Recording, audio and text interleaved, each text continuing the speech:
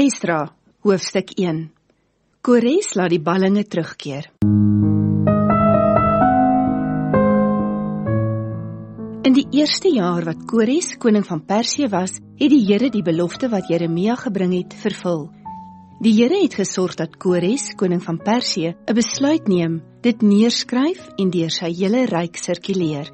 Die besluit was soos volg: So sê Kores, koning van Persië: Die Here, die God van die hemel, het my beheer oor al die koninkryke van die aarde gegee. Hy het my aangestel om vir hom 'n tempel in Jerusalem in Juda te bou. As julle deel is van sy volk, mag julle teruggaan na Jerusalem in Juda om hierdie tempel van die Here, die God van Israel, die God wat in Jerusalem is, te gaan herbou. Mag God by julle wees. Van die mense van Juda wat nog in ander gebiede oorbly, se bure moet hulle deel bydra om te help dra aan die uitgawes van die wat wil teruggaan.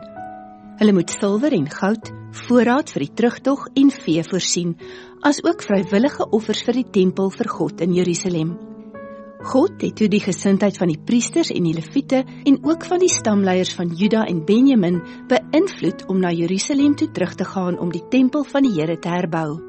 Al hulle bure het hulle bygestaan deur vir hulle voorwerpe van silwer en goud te gee. Hulle het ook voorraad en vee vir die terugtog voorsien.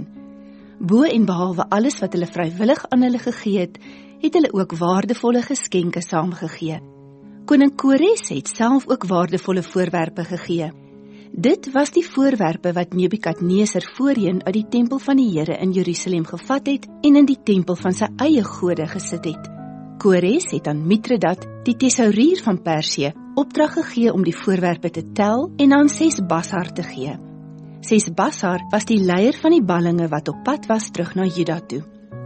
Die voorwerpe wat Kores geskenk het, was soos volg: goue skinkborde, 30, silwerbakke, 1000, silwermesse, 29, goue bakke, 30, silwerbakke, 410, ander voorwerpe, 1000.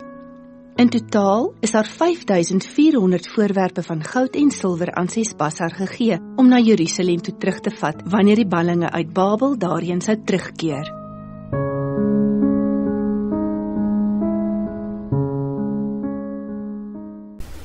Tot sover.